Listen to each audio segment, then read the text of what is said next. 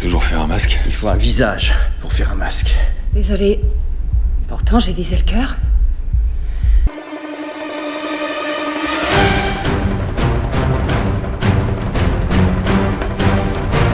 Après Mission Impossible Rogue Nation, Paramount comprend que Christopher McQuarrie et Tom Cruise forment un duo d'orfèvres et ils veulent aller plus loin. Tom Cruise propose quelque chose jamais fait dans la saga, faire du film d'action un drame humain. L'idée est d'explorer l'impact de ses missions sur Ethan Hunt, devenu presque mythologique, tout en continuant à livrer un spectacle hors norme. McQuarrie accepte mais impose une condition, liberté totale sur le scénario et un tournage vivant, c'est-à-dire réécrit au fur et à mesure, en fonction des lieux, des acteurs, de l'énergie et du moment. Ce qui était censé être un simple 6e volet devient un événement cinématographique, une vraie quête de cinéma pur. Le film est pensé pour l'IMAX, tourné en pellicule 35 mm et 70 mm, avec un maximum de cascades en vrai. La frontière entre cinéma et réalité s'amincit. Mission Impossible Fallout sort en 2018.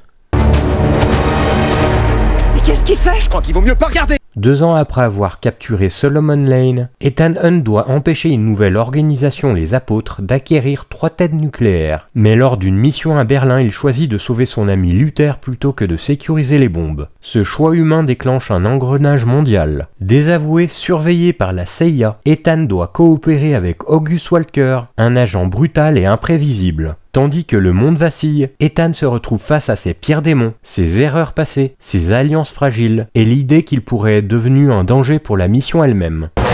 Eh ben, qu'est-ce que tu fous? Je me prépare à sauter d'un immeuble! Tu te prépares à sauter d'un immeuble? Ah, d'accord, oh, désolé, j'étais en 2D. Bonne chance! Dans cet épisode, Ethan n'est plus un simple agent, il est le cœur battant d'un monde qui s'effondre, un homme prêt à porter seul le poids du monde sur ses épaules. Là où James Bond peut être cynique ou détaché, Ethan Hunt est moral jusqu'à l'obsession. Il ne veut pas choisir entre une vie et des millions, il veut sauver tout le monde. Et c'est cette humanité qui rend le film aussi intense, l'action est motivée par l'émotion. Le film est basé sur la loyauté et chaque relation est testée. Ethan et Benji, Ethan et Luther, Ethan et Ilsa et Ethan et Walker. Tous doivent décider jusqu'où va leur loyauté et à quoi elle sert. C'est un film sur les choix moraux dans un monde qui ne laisse plus le temps de réfléchir. Le style visuel de McQuarrie est au service du récit. McQuarrie filme souvent Ethan en bas de cadre ou perdu dans des décors immenses pour montrer la solitude du héros. Les scènes sont longues, tendues, pas découpées à la mitraillette. Il y a un goût pour le silence, pour le regard, pour l'attente avant l'impact. La narration du film est en miroir. Chaque action d'Ethan est réfléchie en miroir. Sauver Luther ou réussir la mission, faire confiance à Ilsa ou l'arrêter, laisser Solomon Lane vivant ou prendre le risque qu'il s'échappe. Le film ne donne jamais de réponse facile.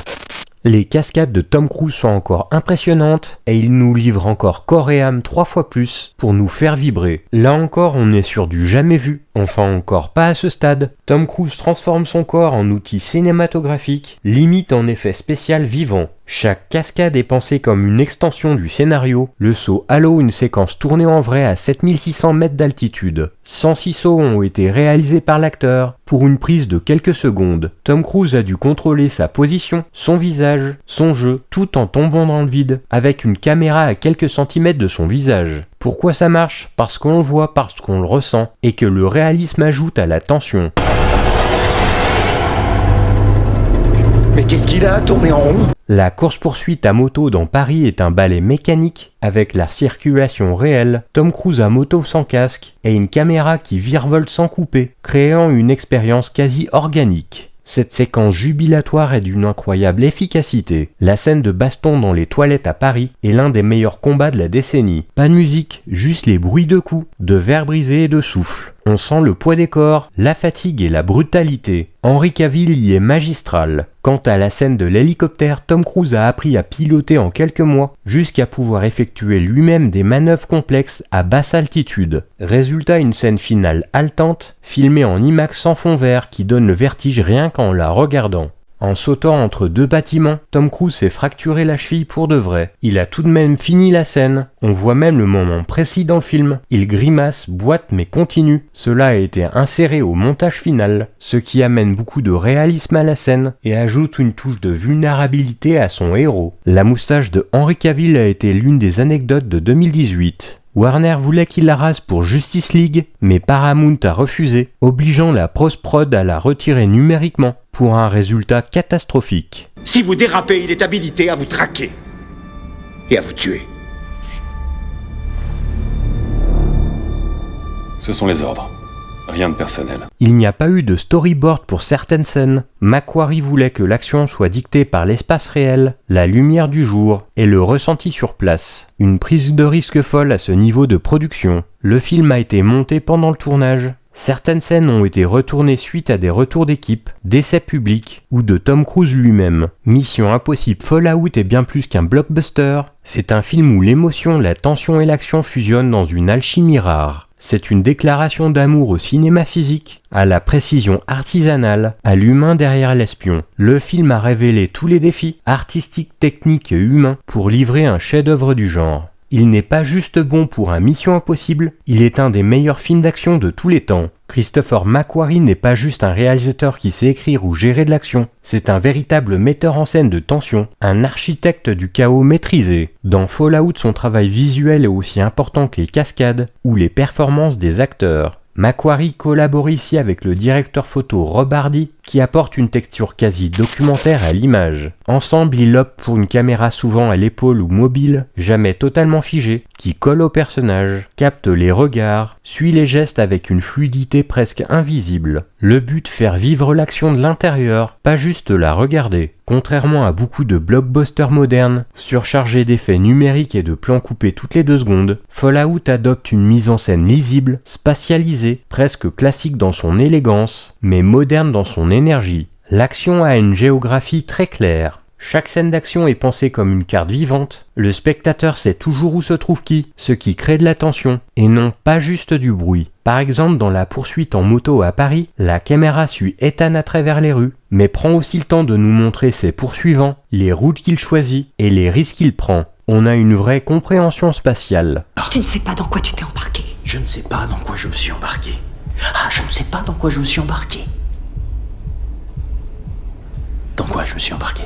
Dans la scène en hélicoptère, McQuarrie alterne entre les plans larges pour montrer les reliefs dangereux et des plans serrés dans le cockpit sans jamais perdre le fil. C'est du storytelling visuel pur, chaque mouvement de caméra raconte quelque chose. Pour McQuarrie, l'authenticité avant tout, c'est la couleur et la lumière. McQuarrie et Hardy refusent la saturation ou les effets tape à l'œil. Les couleurs de Fallout sont froides, naturelles, désaturées, souvent bleutées ou métalliques. On est loin de l'esthétique flashy des autres franchises d'action. Ce style brut donne au film une cohérence réaliste qui renforce l'idée que tout ceci pourrait vraiment arriver. Le cache-cache dans les ruelles de Paris est tourné en lumière naturelle, à l'aube ou au crépuscule. La séquence au Cachemire tournée en Norvège baigne dans des tons gris-bleu, renforçant l'urgence et la froideur du climat. Le combat dans les toilettes est éclairé au néon, donnant une sensation clinique brutale sans fioriture. La mise en scène est composée comme un puzzle narratif.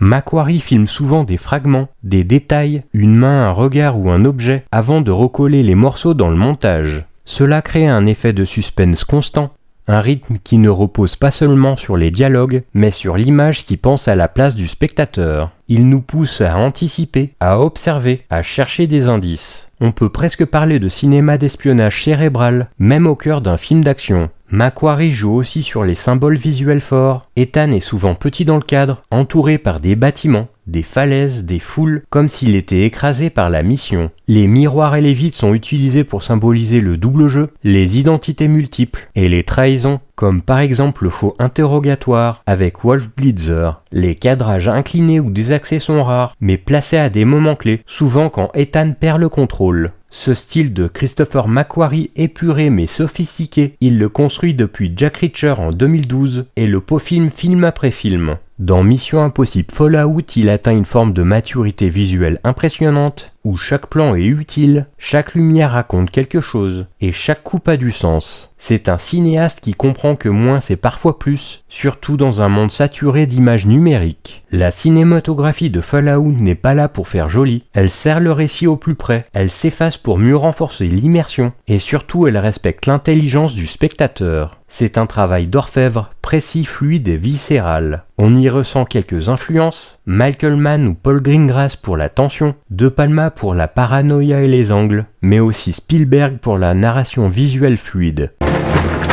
Bien sûr, je m'en occupe. Vous en faites pas pour le vieux Luther.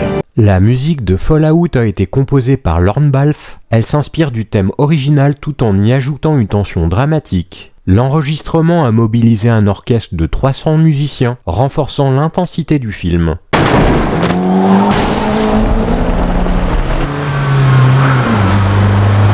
C'était Ilsa. Fermez-la. C'est intéressant.